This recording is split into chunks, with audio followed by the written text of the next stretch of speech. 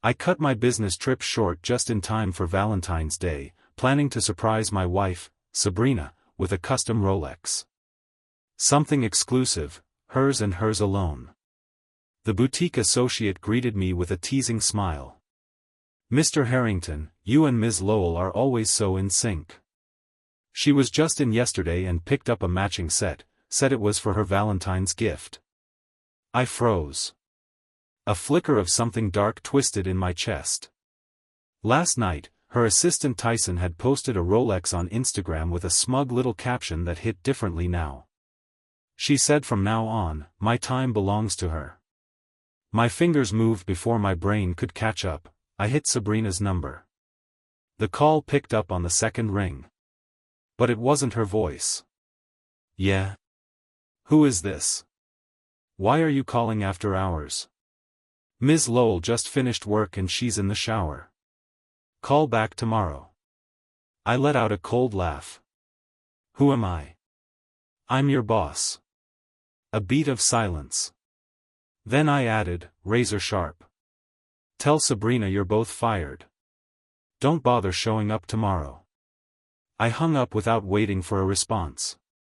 Turning to my assistant Dana, who had followed me silently into the boutique, I issued my orders without missing a beat. "Tell the front desk, starting tomorrow, Sabrina Lowell and Tyson are banned from the building." I paused, jaw tight. "And freeze all assets under Sabrina's name. Tell the lawyer to begin divorce proceedings." Dana nodded and disappeared to make the calls. I drove home in silence. My body ached from the long flights, but exhaustion wasn't what had settled in my bones.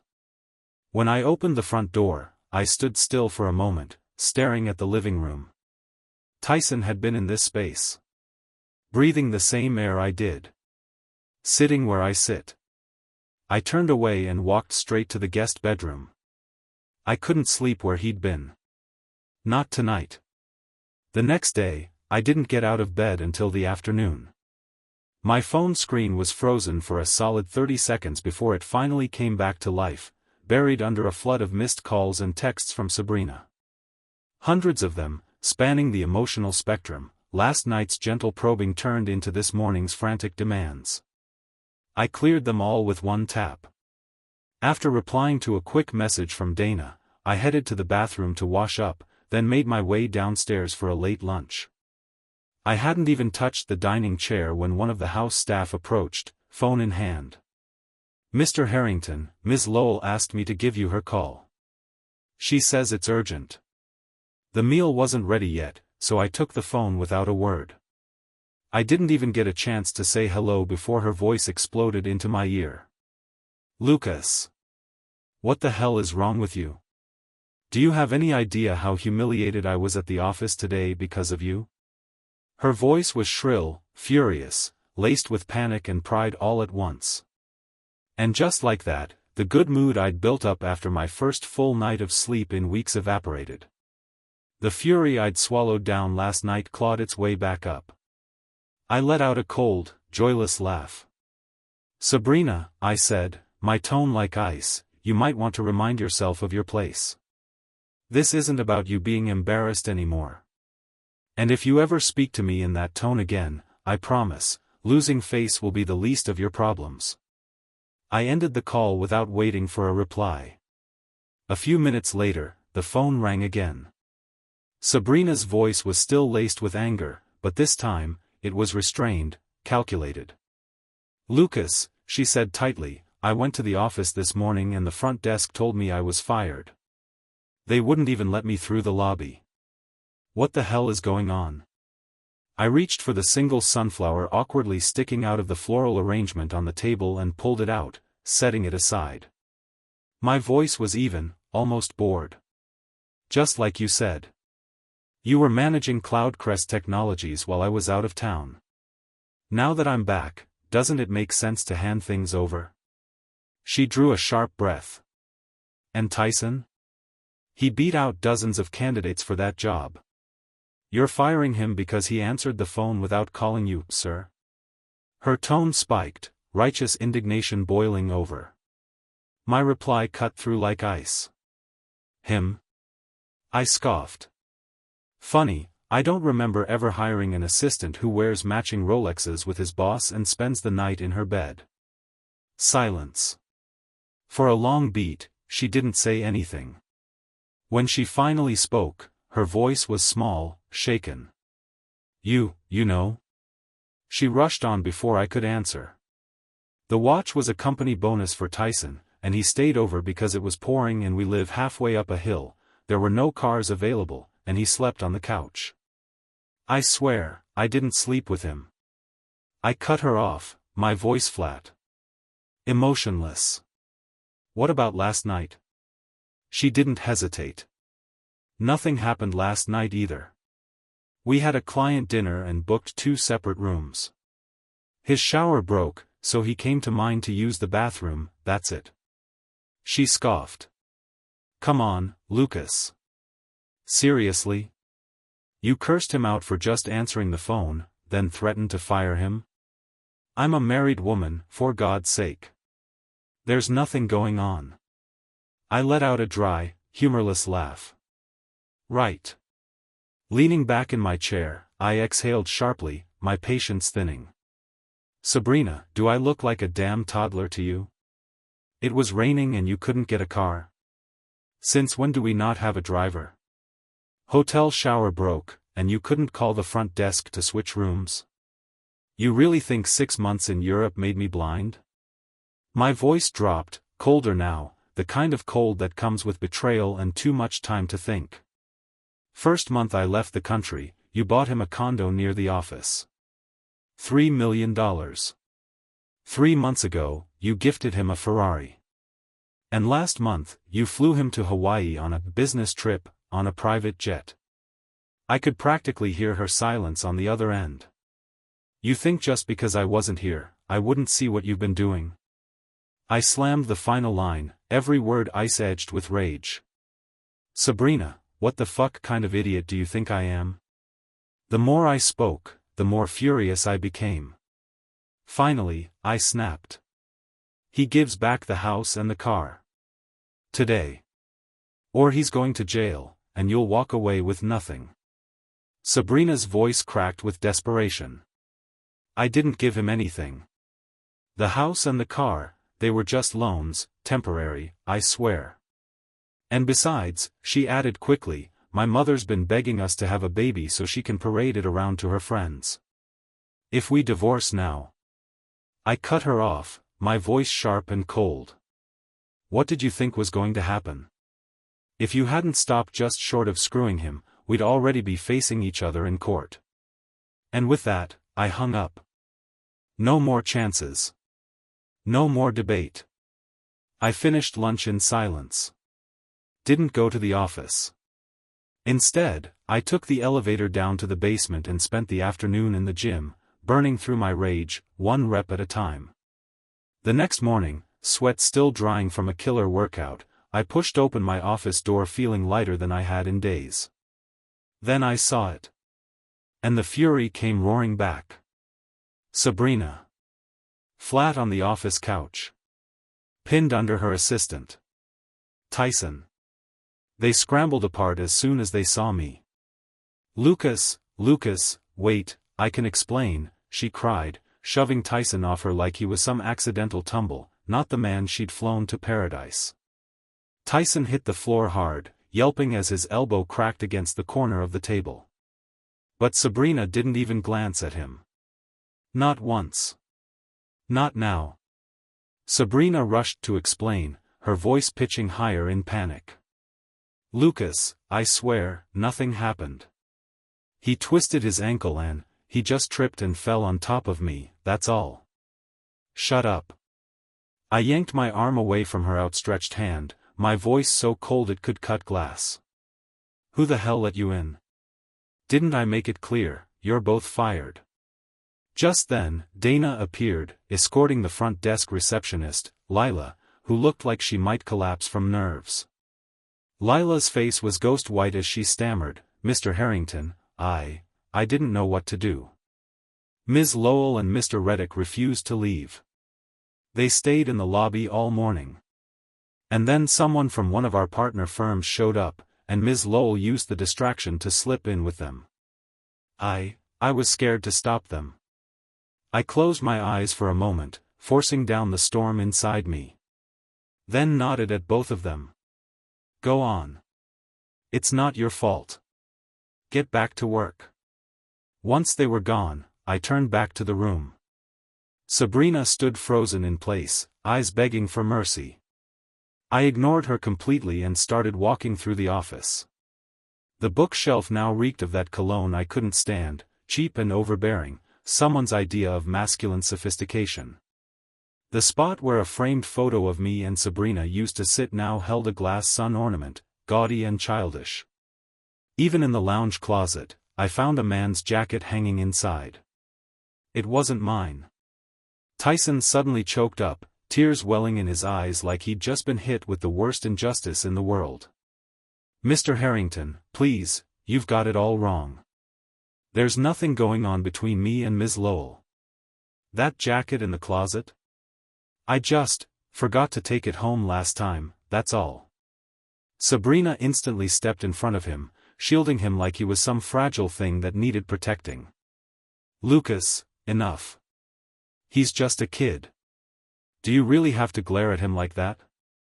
The jacket got soaked when he came in last week. I bought him a new one to change into. And today I brought him with me just to collect his things. What, you're saying he can't even pick up his stuff after being fired? You think? Smack. A sharp crack rang through the office. She stumbled back as I shoved her aside, my hand landing hard across Tyson's face. That stopped her mid-sentence. What the hell, Lucas, she screamed, enraged. You hit Tyson? I turned to her, eyes full of contempt, and without hesitation. Crack. A second slap. This time, across her cheek.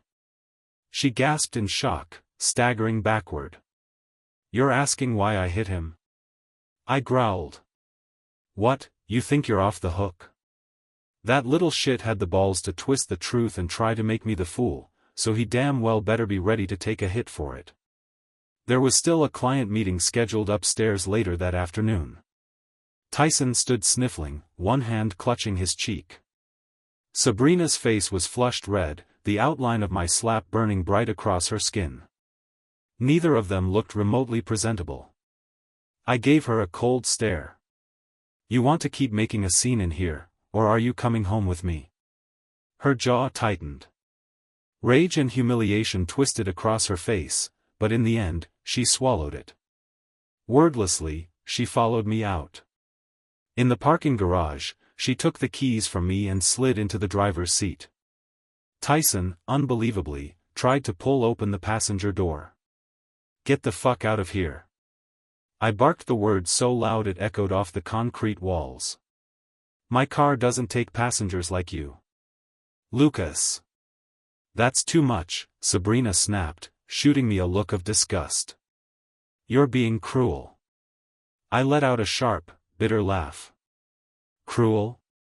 That little bastard tried seducing a married woman and you think he doesn't deserve to be called out for it? Tyson dropped his gaze, eyes glassy. I just thought I could drive you too. Maybe explain things, clear the air. I swear I never meant to come between you. I didn't even glance at him. My eyes were locked on Sabrina, waiting. She shifted uncomfortably under the pressure, then finally exhaled and pushed him back with one hand. Tyson, just get a ride home. I'll cover the fare. Tyson stood there for a moment, sulking like a kicked dog, before finally turning and walking away. I didn't want the house staff catching wind of more drama, so the moment we got home, I led Sabrina straight upstairs. At first, she assumed we were heading to the bedroom, until I walked right past it. Her footsteps quickened, and she hurried ahead to block my path, her voice shaky and unconvincing. Can we go somewhere else? You haven't been back in months. The study's probably dusty as hell. I didn't respond. I pushed past her and opened the door to the study. And froze.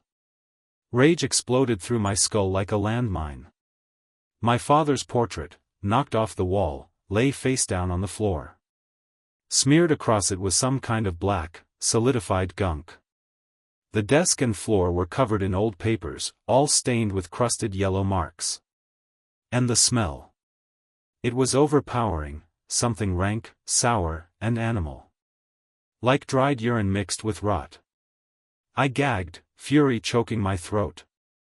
Who the fuck did this? My voice trembled, not with weakness, but with the raw edge of disbelief. Sabrina winced, scratching awkwardly at her temple. And maybe it was Tyson? He probably just forgot to close the door or something. The cat got in. The cat? I snapped. I grabbed her wrist and yanked her toward the doorway, pointing at the biometric lock on the door.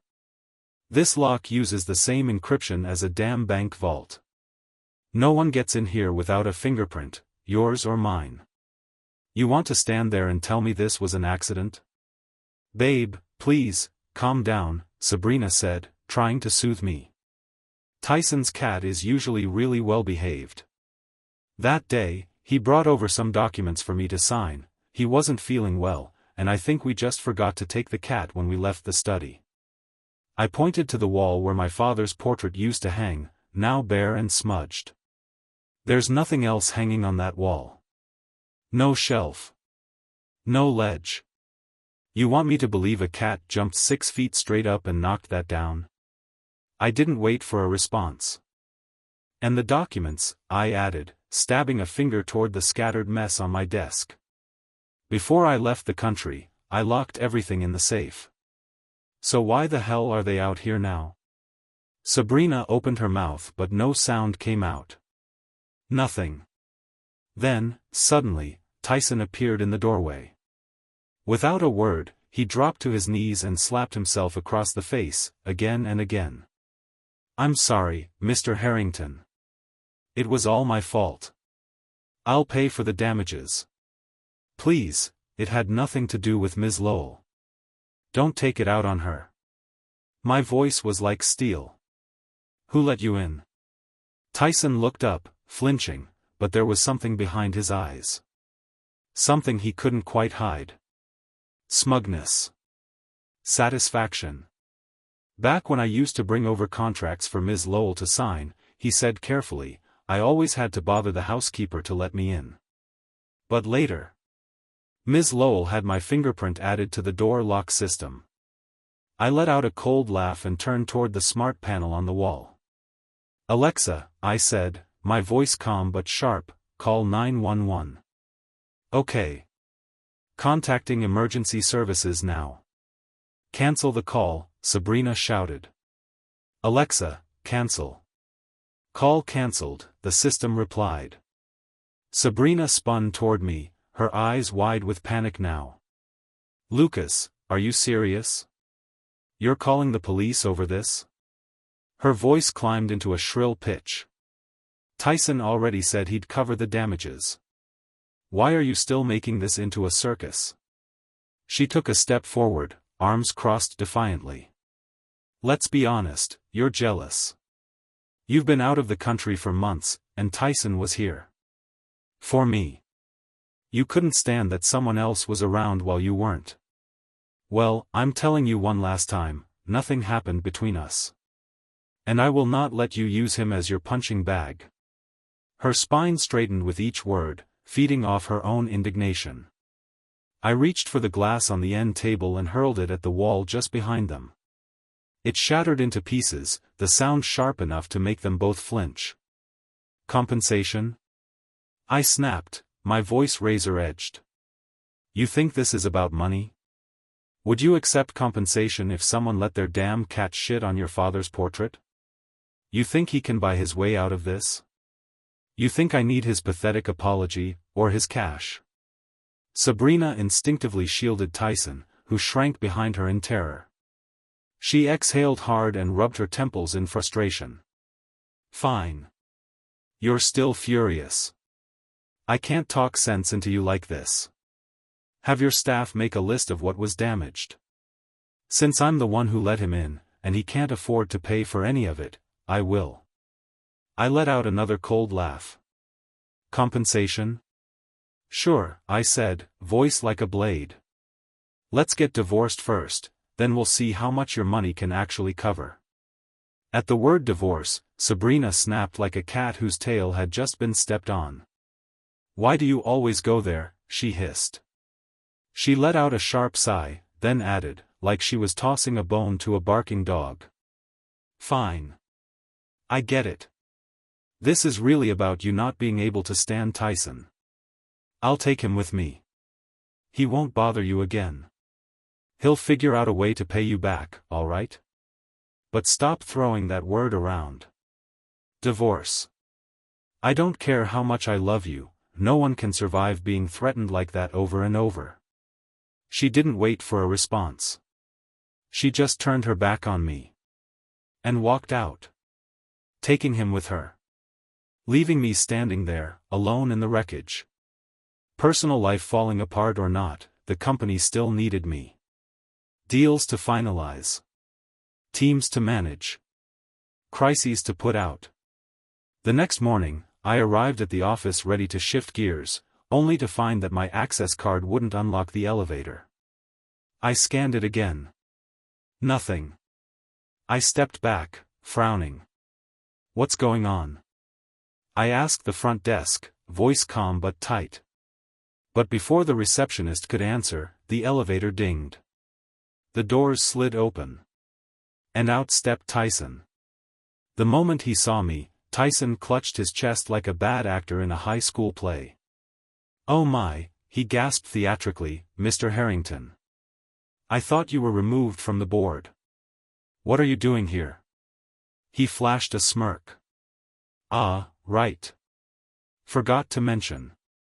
Your assistant's been let go too, poor performance or something. Probably too busy clearing out her desk to update you. I stared at him, eyebrows raised in disbelief. Slowly, I tilted my head. Say that again?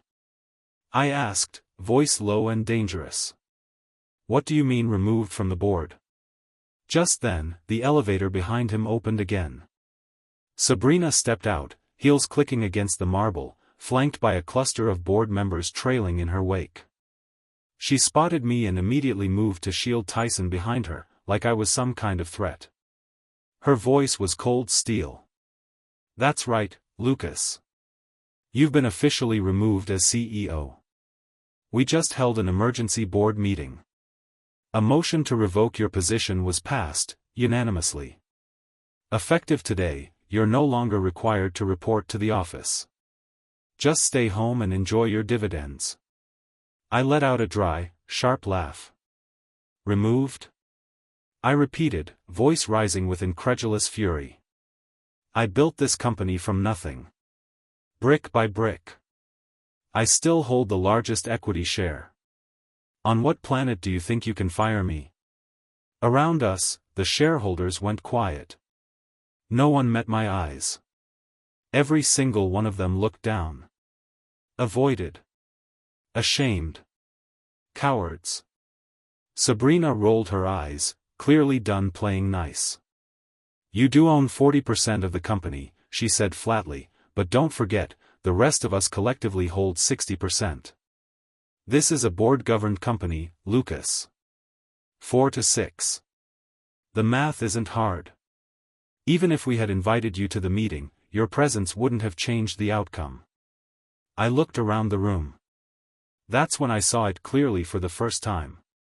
These people, these board members I once trusted, were nothing but well-fed parasites. Disloyal opportunists. Back when I ran this company with an iron grip, they couldn't get away with lining their pockets. But 6 months overseas, and Sabrina in charge? They saw their chance and took it. Of course they wanted me gone. I was the one thing standing between them and their easy money. I took a deep breath and let out a cold, hollow laugh. Well played, Sabrina, I said. You win. I laughed again, this time at myself, at the years I spent killing myself for this company, jet-lagged and liver-burned, drinking with clients until I bled into hospital sheets. And for what? For this. Sabrina's voice softened, almost sweet. Lucas, this isn't a coup. You're still getting your dividends. No one's taking that from you. You'll finally have time to focus on your health. And didn't your mother always want a grandchild? Maybe now we can start planning for one. I stared at her for a long moment. My gaze was frozen steel. No. We're getting divorced. And you, Sabrina? I said, voice steady. You're walking away with nothing. I turned and walked out of the headquarters without another word. I didn't look back. I dialed straight into the internal line of Harrington Group's legal department. This is Lucas Harrington. Effective immediately, I want all collaborative investments with Cloudcrest Technologies, under any subsidiary name, fully withdrawn. 3 days. I want every cent back, with interest. Before they could respond, I ended the call and punched in another number. This time, to an old enemy. Jordan, I said, voice cool. It's Lucas. I was wondering, how'd you like to finally bury Cloudcrest Technologies? Together. After that, I didn't even bother going home. There was nothing left there for me. I called the house staff and gave one clear instruction: throw out everything Sabrina and Tyson had ever touched. Clothes, toiletries, electronics, if their fingerprints were on it, it was garbage. Then I checked into the penthouse suite of one of Harrington Group's flagship hotels. Less than an hour later, someone knocked on the door. Assuming it was the wine I'd ordered, I opened it without hesitation. Crack. A hand came out of nowhere and struck me hard across the face. The impact was so fierce, it knocked me straight to the ground. My ears rang. My vision blurred. By the time the noise in my head started to fade, she was already screaming. Lucas! How could you be this cruel? It was Sabrina. Her face was twisted in rage, tears streaking her cheeks, finger jabbing at me like a knife. I should have known what kind of man you really were. First you humiliate Tyson, now you go behind our backs and pull these disgusting little moves. I dug my nails into the palm of my hand, trying to stay grounded, trying not to lose control. What the hell are you talking about? I said through gritted teeth. What dirty tricks am I supposedly pulling now? Oh, drop the act. Sabrina hurled her phone at my feet. The screen lit up with a video, already playing. The angle was familiar, my home office. In the footage, she was perched on Tyson's lap, laughing, her voice high and breathy. I stared in disbelief. I cannot believe you're the kind of man who would install hidden cameras in his own home, she spat. That's how low you've sunk. And since you're gonna air the footage, she added, voice rising, why don't you show the whole damn video instead of cherry-picking the part that makes us look guilty? It was a massage, Lucas. A massage. But now everyone at the company thinks Tyson slept his way into a promotion. You've ruined everything he's worked for. Just then, Tyson stumbled into the room, his eyes red and puffy, cheeks still bearing the bruised outline from the last time we met. Mr. Harrington, please, he sobbed, his voice barely holding together. I swear, I never meant to cross a line with Ms. Lowell. And with that, he dropped to his knees in front of me with a heavy thud. He lifted his hands to bow his head, like he was about to beg for mercy. I know I'm a thorn in your side, Tyson stammered, voice trembling, but there's really nothing improper between me and Ms. Lowell. And about your father's portrait, my cat didn't mean any harm. Maybe the photo just looked a little too stern. I stood up so fast the chair behind me slammed into the wall. That was it. The last goddamn straw. You miserable little shit, how dare you make jokes about my father? I shoved Sabrina out of the way and pointed at both of them, my voice low, guttural, trembling with the weight of fury I'd been holding back for far too long. I've kept quiet. I've held back. And you took that for weakness? You, Tyson? You're a nobody riding on someone else's dime, clinging to scraps like a parasite. And now you think you can dance on my name? On my family's name? Tyson's face drained of all color. He opened his mouth, fumbling for words. I didn't let him find them. I grabbed the phone off the table and slammed it down in front of him, glass spiderwebbing across the screen with a brutal crack.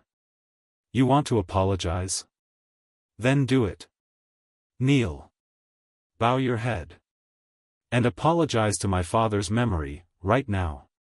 The crash must have echoed down the hall, because within seconds, hotel security staff appeared in the doorway.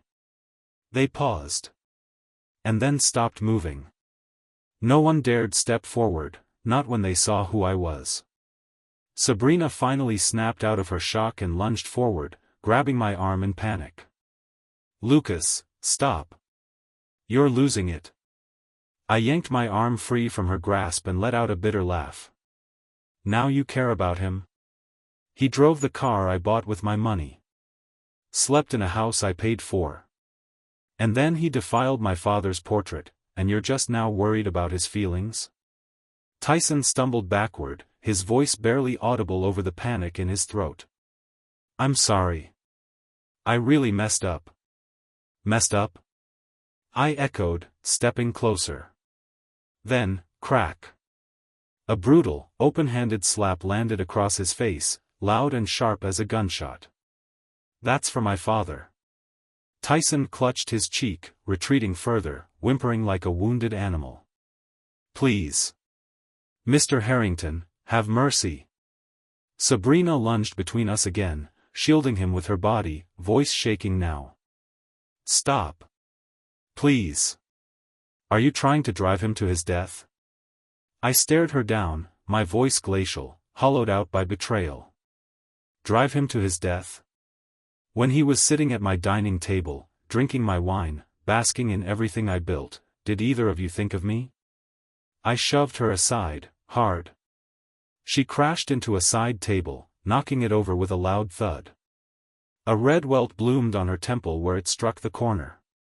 Hurts now, doesn't it? Tyson tried to run.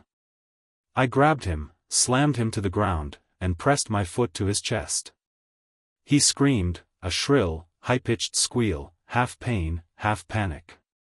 Like a pig. Exactly what he was. Sabrina's hands trembled as she fumbled for her phone. Dad, Dad. Lucas has lost his mind. Please, come now. Tyson's hysterical sobs echoed through the living room like a siren. Animalistic. Broken. I didn't flinch. I pulled out my own phone, calm as ever, and sent out a series of rapid messages. Cold. Precise. Surgical.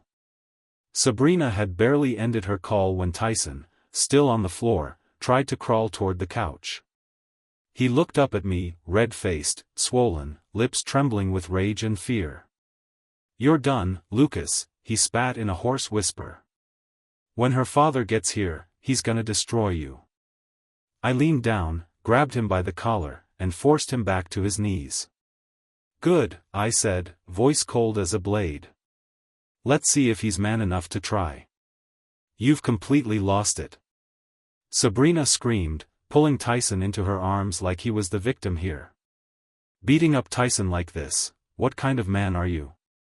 She shielded him with her body again, tears running down her cheeks. Tyson, don't be scared. My dad's on his way. So is the ambulance. I moved toward them again, about to rip her away, but a booming voice thundered from the hallway. Don't you dare touch my daughter. The front door slammed open. Martin Lowell stormed in, flanked by half a dozen men, his personal security, 2 board members, and someone who looked like a lawyer. They took one look at Sabrina, her bruised face, disheveled hair, eyes swollen with tears, and at Tyson, crumpled on the floor behind her. Every face in the room turned to stone. You've lost your damn mind, Lucas. Martin bellowed, rushing to Sabrina's side. He knelt beside her, his hands trembling as he touched the welt on her temple, the scrape on her shoulder. My baby girl, he sobbed. What did he do to you? He turned toward me, voice breaking into raw fury. How could you do this? How could my daughter have married a cold-blooded, violent piece of shit like you? Tyson immediately latched onto the moment like a drowning man clutching a lifeline. Mr. Lowell, he almost killed us, he wailed. If you'd gotten here a minute later, Ms. Lowell and I would be in the hospital. Martin didn't hesitate. He charged forward, grabbed me by the collar, and raised his hand, eyes wild. You hit my daughter, he roared. You dare lay a finger on her? I'll teach you what it means to be a man. I ripped myself out of his grasp and snarled. Get the hell off me. You all come in here barking like heroes, but did you even bother to ask what these two actually did? Bastard. Martin spat. I don't care what she did, you don't lay a hand on my little girl. She's been the jewel of our family since the day she was born. Smart, beautiful, spoiled, maybe, but we never even raised our voices at her. And you treat her like this? Behind him, Sabrina's Aunt Gloria stepped forward, voice shrill with rage. Lucas, if it weren't for Sabrina saving your mother's life back then, you'd be a goddamn orphan right now. And this is how you repay our family? I let out a sharp, bitter laugh. Sabrina did save my mother's life, I said coldly. And I've spent the last decade paying that debt 10 times over. Or did you all forget? I pointed at her. Your husband's logistics company, who bailed it out when it was bleeding cash. I turned to Martin's flustered brother. Your son's gambling debts, $2 million to loan sharks, who paid that off? Then my gaze landed back on Gloria. And those diamonds on your hand? The Cartier, the Van Cleef, the vintage Bulgari, who do you think bought all of that? Gloria's mouth opened, but nothing came out. Still, her pride wouldn't let her look away. Wouldn't let her fold. Not yet. I don't care what happened, Gloria snapped, her voice ringing with righteous indignation. You don't put your hands on someone like that. Just look at her face. She's your wife, Lucas. How could you even raise a hand to her? Wife? I echoed, my voice icy. You want to talk about wives? I turned my head and pointed to the deep red slap mark still burning across my cheek. Maybe ask her if she still deserves that title. Martin hesitated, just for a second. Long enough. I pulled out my phone and tapped open the gallery. Then, one by one, I held up the photos. The desecrated study. The shattered frame of my father's portrait, smeared and soiled. The scattered documents. The guest jacket. The bedroom. She brought another man into my home without my permission.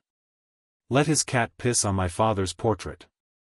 And then, they slept together in my bed, our bed. Martin's expression twitched, color draining from his face, just for a moment, before he forced himself back into rage. I don't care, he barked. Even if that's true, you still don't put your hands on her. What Tyson did, that's his mistake. You could have talked. You could have handled this like an adult. But hitting my daughter makes you the villain, Lucas. I let out a cold, humorless laugh, teetering on the edge of fury. Fine, I said. Then ask your precious daughter this. In the last 6 months, how much money has she spent on Tyson? A $3 million villa. A $200,000 Ferrari. Designer watches, clothes, a first-class trip to Hawaii. Each of them more than enough to destroy both their reputations. Sabrina's lips parted in a silent gasp. Tyson's eyes went wide in panic. You're lying. Gloria shouted, almost reflexively. Tyson shrieked, clinging to his last thread of defense. There's nothing going on between me and Ms. Lowell. Everyone knows she just saw potential in me. That was all, mentorship. Those were professional rewards. You're the one twisting everything. People like you, with a filthy heart, see filth in everything. I picked up Sabrina's phone from the floor, screen still cracked, and hurled it toward them. It slammed against the wall just inches from their heads. "Then explain this," I roared. "Go on, explain it. What kind of professional relationship has people wrapped around each other on a couch?" Tyson's mouth opened, but no sound came out. He was frozen. Cornered. "And Martin?" Martin deflected. "You've really let me down, Lucas," he said, his voice swelling with self-righteous rage. "My daughter never even touched a kitchen before she met you. And what did she do? She learned to cook. She did laundry. She took care of you. And what did she get in return? Accusations? Surveillance? You dare accuse her of cheating because of a hug?" He pointed at the phone fragments on the ground. "That video doesn't show anything. Just two people sitting close. Is that cheating now? Is that the world you live in? My daughter has been exceptional since she was born.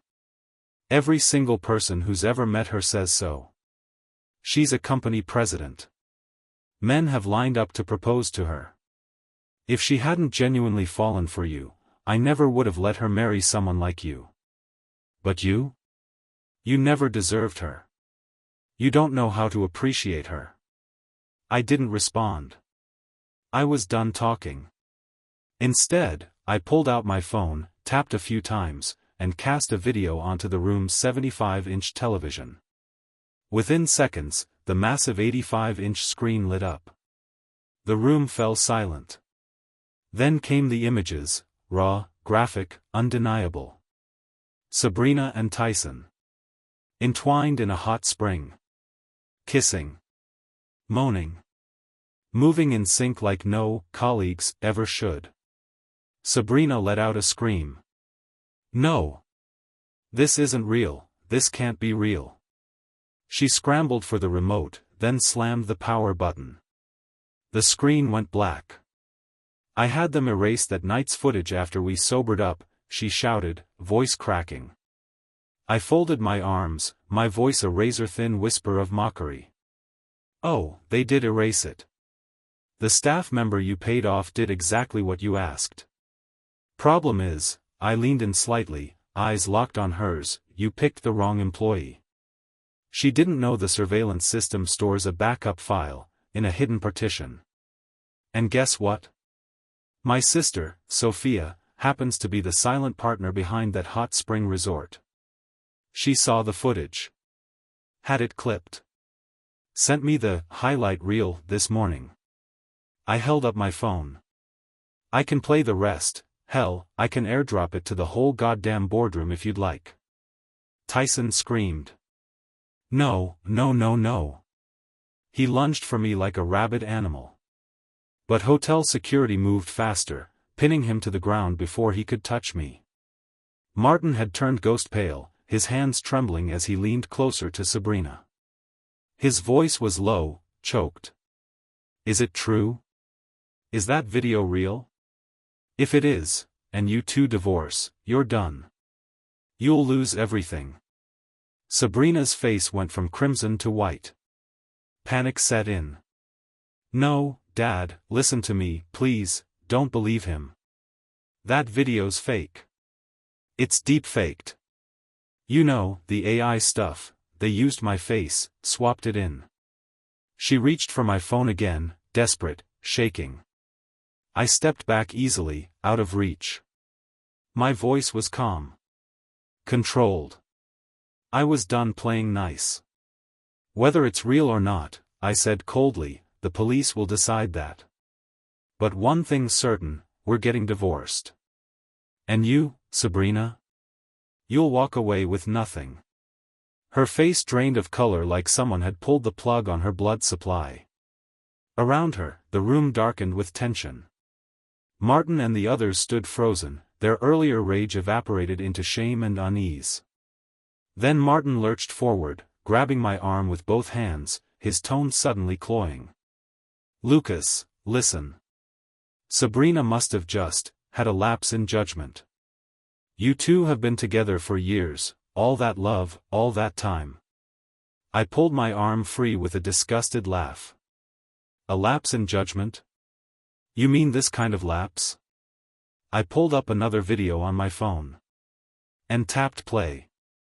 The screen flickered back to life. Tyson, reclining on a chaise, feeding grapes to Sabrina like she was some Roman empress. His voice was syrupy, needy. Ms. Lowell, you're not gonna kick me out when your husband gets back, right? I'd miss you too much. Sabrina leaned in, touched his face, and smiled. I don't want him back. Don't worry, I'll make sure he doesn't bother us. I'll find a way to push him out of the company. Then. She didn't finish the sentence. She didn't need to. The implication hung in the air, louder than any scream. The room fell into a dead silence. Even the air stopped moving. Then came a sudden, explosive smack. From the doorway, my sister Sophia had entered, and now stood over Sabrina, hand still raised from the slap. You filthy bitch, she hissed. You dare betray my brother like this? Ah, what the hell? Sabrina screamed, staggering back. Martin rushed forward, shielding her with his body like she was the victim. Are you insane? He barked at Sophia. You hit her? Sophia's voice was ice. She deserves worse. Sabrina wiped the blood from the corner of her mouth, straightening up with what was left of her pride. Sophia, she spat bitterly, maybe one day, if you're ever with a man as overbearing as Lucas, you'll understand what Tyson means to me. Tyson's 100 times more gentle. He actually cares about me. He doesn't make me wait up all night wondering if I even matter. Her voice cracked, but her words sliced clean through me. Like a knife. So this was what she thought of me. That all the nights I spent working, negotiating, flying across time zones to keep her throne polished, that it was a crime. That her comfort, her office, her wealth, all gifts I had built with blood and bone, had somehow become invisible. Sophia's expression turned ice cold. Her voice was a blade. When you begged to marry my brother, you said you'd cherish him. For life. And now this? You think cheating makes you the victim? You selfish, lying bitch. She swung again. Martin tried to stop her, arms flailing, words blurring between sobs, but it was useless. Sophia was relentless. No one from the Lowell side dared intervene. They just watched. Silent. Small. Martin fell to his knees beside Sabrina, his pride in shreds, tears pouring down his face. Lucas, please, he begged. She was confused. That's all. She still loves you, I know she does. You two have been through so much. Don't throw it all away over one mistake. Gloria added weakly, her voice trembling with age and fear. Lucas, maybe just let it go. I stared at them all, face blank. Then I pulled my leg from Martin's grip like he was mud on my shoe. My voice came out like winter. No one's begging their way out of this. Anyone who betrays me, pays. I turned, slow, deliberate, and walked toward the corner of the room. Where Tyson still crouched. Waiting for judgment. He lay curled on the floor like a broken animal, his face pale with hopelessness. The moment I stepped closer, his whole body started to shake. His limbs spasmed as he scrambled backward in sheer panic. Mr. Harrington, please, he sobbed. I was wrong, I know I was wrong. Snot and tears streamed down his face, a pathetic, trembling mess. I'll pay you back. I swear. Everything, I'll pay it all. I grabbed him by the collar and yanked him upright. Pay? I hissed. With what? That was my father's portrait. You let that cat piss on it, in my house, and now you want to compensate me? Tyson's head thrashed back and forth in desperation, words spilling out too fast, too broken.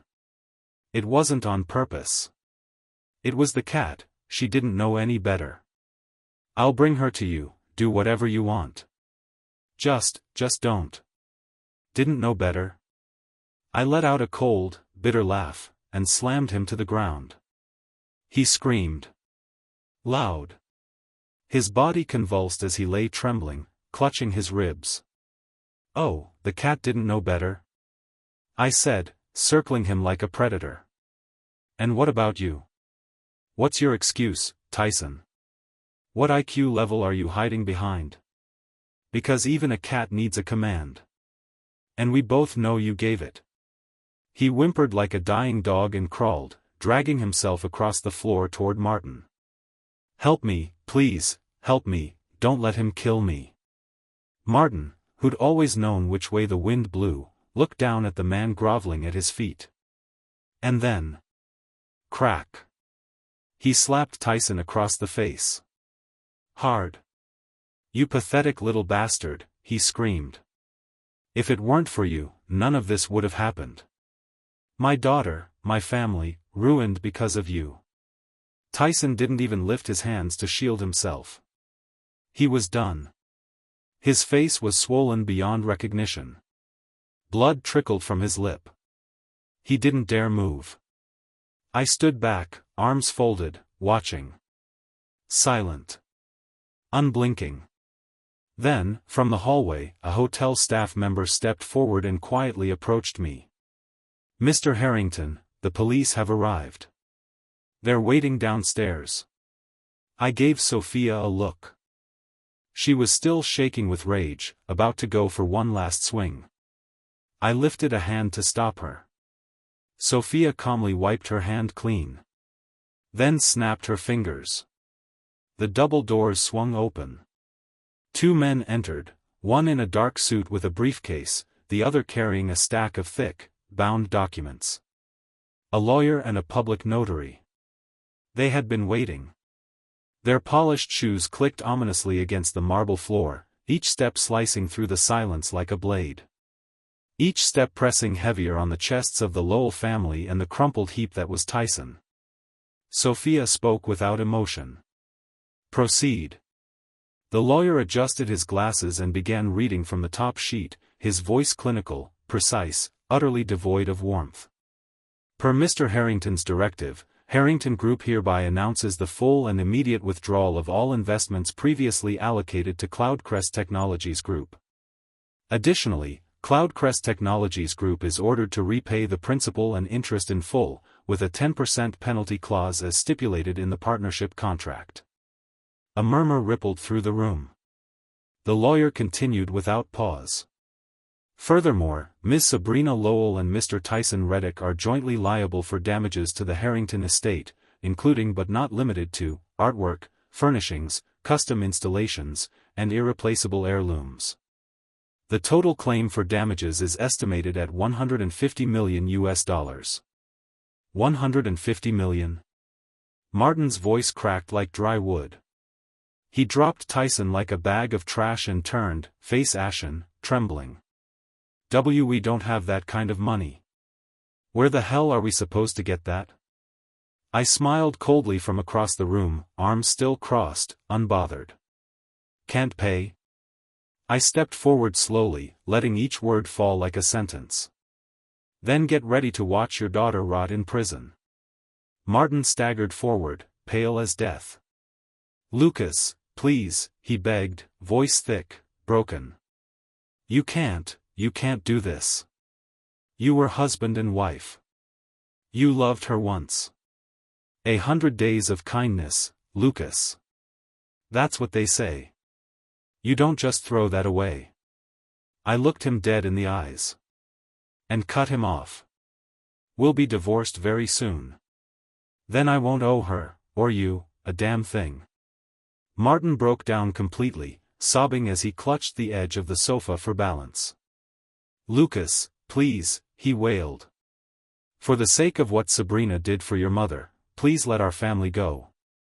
She made a mistake, that's all. A moment of weakness, something any woman might fall into. I looked down at Sabrina, the woman I once would have given my life for. The face I used to memorize in soft morning light, now swollen and bruised beyond recognition. Unfamiliar. Unforgivable. A moment of weakness? I let out a low, bitter laugh. 6 months, Martin. That's how long she was weak. Long enough to sign hotel bills, transfer millions, and keep a second bed warm. Gloria stepped forward hastily, her tone shifting from arrogance to groveling. Lucas, this is the Lowell family's fault. Our fault. We take full responsibility. Don't worry, we'll keep Sabrina under control from now on. We'll discipline her properly. And as for Tyson, her lips curled in disgust. That shameless little rat, you do whatever you want with him. Tyson's face went pale. He shook his head in disbelief, tears mixing with snot and panic. How can you say that? Gloria, I gave you gifts. You thanked me for them. But Gloria ignored him completely. Her face turned sharp as she spun toward Sabrina. Sabrina. What are you waiting for? Get on your knees and beg Lucas for forgiveness. Sabrina flinched. Her body trembled violently, but she obeyed. She pushed herself upright with shaking arms, wobbled forward, then collapsed to her knees. She grabbed hold of my leg, her voice barely a whisper through cracked lips and shattered pride. Lucas. I was wrong. Don't divorce me. Please. I can't live without you. I didn't even glance at her. With a flick of my wrist, I gestured to the bodyguards. Get her off me. They pried her arms off my leg without ceremony. She didn't resist this time, just stared up at me, hollow-eyed. Turning to the lawyer, I said evenly, give them the papers. He nodded and began laying out the documents one by one on the coffee table, divorce papers, civil liability notices, and corporate termination clauses, all ready to go. The notary silently clicked on a small video camera to officially record the signing process. Everything was by the book. Bulletproof. Sabrina didn't move at first. But Sophia cracked her knuckles beside her, and that was all the incentive she needed. Her fingers shook as she reached for the pen. Before she could sign, she looked up at me, voice hoarse and ragged. Lucas, if Harrington Group pulls out, Cloudcrest will collapse. We built that company together, it was our dream, our work, our years. I didn't blink. That's your problem now, I said coldly. The day you orchestrated my removal was the day that company stopped having anything to do with me. Sign the papers, or I'll have the court enforce it. There was no fire left in her. No fight. She signed. Tyson followed, hand trembling so hard he could barely hold the pen. The lawyer nodded and began gathering the documents. The notary spoke clearly into the camera, signatures verified. Proceedings complete. I left them there, sitting in the wreckage they created. While the lawyer stayed behind to coordinate with the arriving officers, I turned toward the door. Sophia at my side. As we stepped away, I heard her voice behind me one last time. Fragile. Barely audible. Lucas, can we not get divorced? I didn't turn around. Didn't slow my step. My voice was the only thing I left behind. Tomorrow. 10 a.m. courthouse front steps. If you're not there, Sophia will send someone to get you. As I stepped out of the hotel, the night wind brushed against my cheek, cool, indifferent. Half a year ago, when I left the city, I'd imagined coming home to build a future with her. Grow old together. Watch the seasons turn. Now, I returned to nothing but ashes. My phone buzzed. A message from Dana. Mr. Harrington, Jordan wants to know when you're available to discuss the Cloudcrest Technologies acquisition. I typed back a single word, anytime. Then slipped the phone into my pocket and looked up at the stars. When I was a boy, I'd once read a line in a book. Life is a long journey. Some people are meant to walk beside you only briefly. I hadn't understood it back then. Now I did. Sabrina was never my destination. Just another passenger who got off too soon. The next morning, news broke. Sabrina had been detained for tax evasion during her 6-month reign over the company. Dragged out of her office like a dying stray, no grace left in her fall from power. On the day of sentencing, I went to see them both. Sabrina and Tyson. They glared at me when I entered the courtroom, rage sparking behind their bloodshot eyes. But it didn't last. Desperation always wins in the end. No longer a CEO. No longer a rising star. Just 2 felons buried under lawsuits and federal debt. My phone buzzed again. A message from Dana. Mr. Harrington, the media has confirmed, Cloudcrest Technologies Group filed for bankruptcy this morning. I nodded. And walked out of the courthouse. The sun was warm. And for the first time in a long time. The day felt good.